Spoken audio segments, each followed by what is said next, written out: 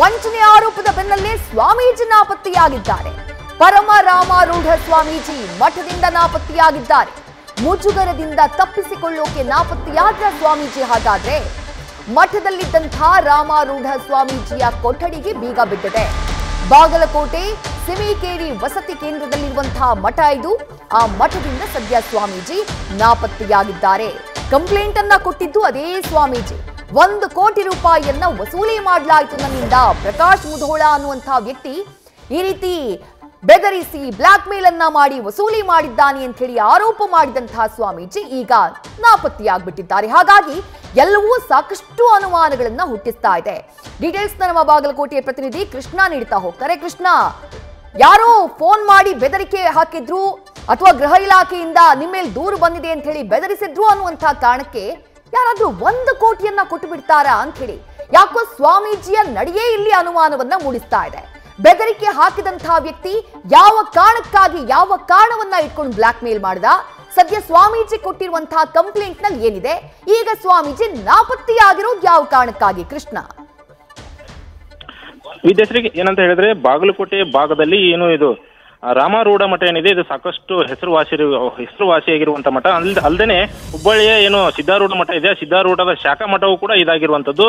ಸುಮಾರು 18 ರಿಂದ 20 ಶಾಖಾ ಮಠಗಳನ್ನು ಕೂಡ ಈ ಮಠ ಆದ್ರೆ ಇಂಥ ಮಠದ ಸ್ವಾಮೀಜಿಯಾಗಿರುವಂತ ಪರಮ ರಾಮಾರೂಢ ಸ್ವಾಮೀಜಿಗಳಿಗೆ ಇತ್ತೀಚೆಗೆ ಬೆದರಿಕೆ ಕರೆ ಒಂದು ಬರುತ್ತೆ. ಅದು ಕೂಡ ಕರ್ನಾಟಕದ ಹೋಮ್ ಮಿನಿಸ್ಟರ್ ಕಚೇರಿಯಿಂದ ಬೆದರಿಕೆ ಕರೆ ಬಂದಿರುವಂತದ್ದು. ಹೀಗಾಗಿ ಆತ ಹೋಮ್ ಮಿನಿಸ್ಟರ್ ಕಚೇರಿಯಿಂದ ಫೋನ್ ಮಾಡಿ ಸ್ವಾಮೀಜಿಗಳಿಗೆ ಬೆದರಿಕೆಯನ್ನು ಒಡ್ತಾರೆ. ಅಂದ್ರೆ ಕಂಪ್ಲೇಂಟ್ ನಲ್ಲಿ ಹೇಳಿರುವ ಪ್ರಕಾರ ಹೋಮ್ ಮಿನಿಸ್ಟರ್ ಇಲಾಖೆಯಿಂದ ನಮಗೆ ಒಂದು ಕಂಪ್ಲೇಂಟ್ ಬಂದಿದೆ, ತಮ್ಮ ವಿಚಾರವಾಗಿ ಆ ಕಂಪ್ಲೇಂಟ್ ಅನ್ನ ನಾವು ತೆಗೆದುಕೊಳ್ತಾ ಇದ್ದೀವಿ. ನೀವು ನಮಗೆ ದುಡ್ಡನ್ನ ಕೊಡ್ಲಿಲ್ಲ ಅಂದ್ರೆ ನಿಮ್ಮ ಮೇಲೆ ಕ್ರಮಗಳನ್ನ ಕೈಗೊಳ್ತೀವಿ, ಮತ್ತೆ ನಿಮ್ಮ ಮರ್ಯಾದೆಯನ್ನು ಕೂಡ ತೆಗಿತೀವಿ, ಜೊತೆಗೆ ಏನಂತ ಹೇಳಿದ್ರೆ ನಿಮ್ಮ ಕೊಲೆಯನ್ನು ಮಾಡ್ತೀವಿ ಎಂಬ ಬೆದರಿಕೆ ಕರೆಯನ್ನ ಸ್ವಾಮೀಜಿಗಳಿಗೆ ಹಾಕ್ತಾರಂತೆ. ಹಾಗಾಗಿ ಸ್ವಾಮೀಜಿಗಳು ಅವಾಗ ಬೆಂಗಳೂರಿನಲ್ಲಿ ಸುಮಾರು 61 ಲಕ್ಷ ರೂಪಾಯಿ ಮತ್ತೆ ಹುಬ್ಬಳ್ಳಿಯಲ್ಲಿ 39 ಲಕ್ಷ ರೂಪಾಯಿ ಅಂದ್ರೆ ಒಟ್ಟು 1 ಕೋಟಿ ಹಣವನ್ನ ಏನು ಕರೆ ಮಾಡಿ ಬೆದರಿಕೆಯನ್ನು ಹಾಕಿದ್ರು ಅವರಿಗೆ ಕೊಡ್ತಾರೆ. ಹೀಗಾಗಿ ಆ 1 ಕೋಟಿ ಇಸ್ಕೊಂಡಂತ ಏನು ಆರೋಪಿಗಳೇನಿದ್ದಾರೆ ಆ ಸುಮಾರು ದಿನಗಳ ನಂತರ ಮತ್ತೆ ಸ್ವಾಮೀಜಿಗಳಿಗೆ ಇದೇ ರೀತಿಯಾದಂತಹ ಬೆದರಿಕೆಯನ್ನು ಒಡ್ತಾರೆ. ಹೀಗಾಗಿ ಸ್ವಾಮೀಜಿ ಬಾಗಲಕೋಟೆ SP ಅಮರನಾಥ್ ರೆಡ್ಡಿ ಅವರ ಮೊರೆಯನ್ನ ಹೋಗ್ತಾರೆ. ಹೀಗಾಗಿ ಪ್ರಕರಣವನ್ನ ದಾಖಲಿಸಿಕೊಂಡಂತ CN ಪೊಲೀಸರು ಆರೋಪಿಯನ್ನ ಈಗಾಗಲೇ ಬಂಧಿಸಿರುವಂತದ್ದು.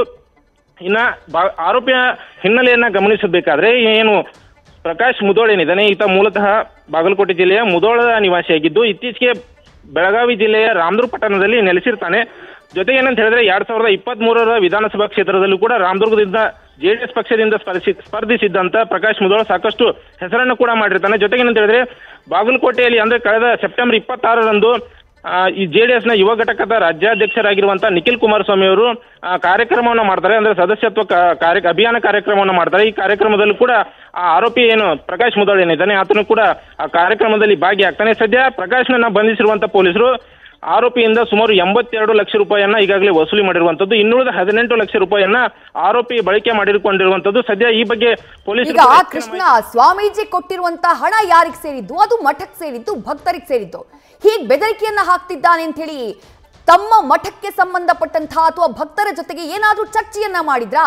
ಅಥವಾ ಸ್ವಾಮೀಜಿ ಏಕಪಕ್ಷೀಯವಾಗಿ ನಿರ್ಧಾರ ತೆಗೆದುಕೊಂಡ್ರಾ? ಏಕಾಏಕಿ 1 ಕೋಟಿ ರೂಪಾಯಿಯನ್ನ ಯಾವುದೋ ಬೆದರಿಕೆಗೆ ನೀಡ್ತಾರೆ ಸ್ವಾಮೀಜಿ ಅಂತಂದ್ರೆ ಸ್ವಾಮೀಜಿ ಮೇಲೇನೆ ಇಲ್ಲಿ ಅನುಮಾನ ಮೂಡ್ತಿದ್ಯಲ್ವಾ ಕೃಷ್ಣ?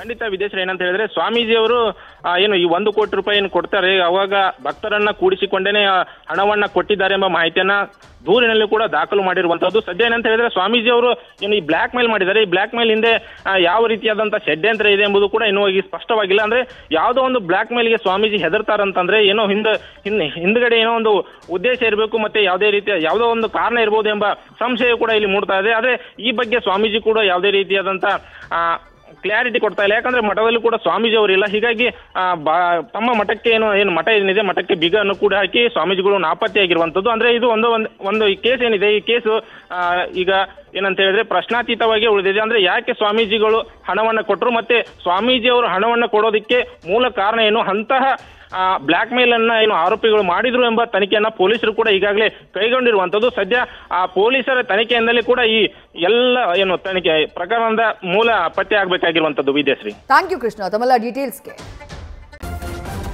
ನ್ಯೂಸ್ ಫಸ್ಟ್ ನಿರ್ಭೀತಿಯಿಂದ ನಿಮ್ಮ ಪರವಾಗಿ.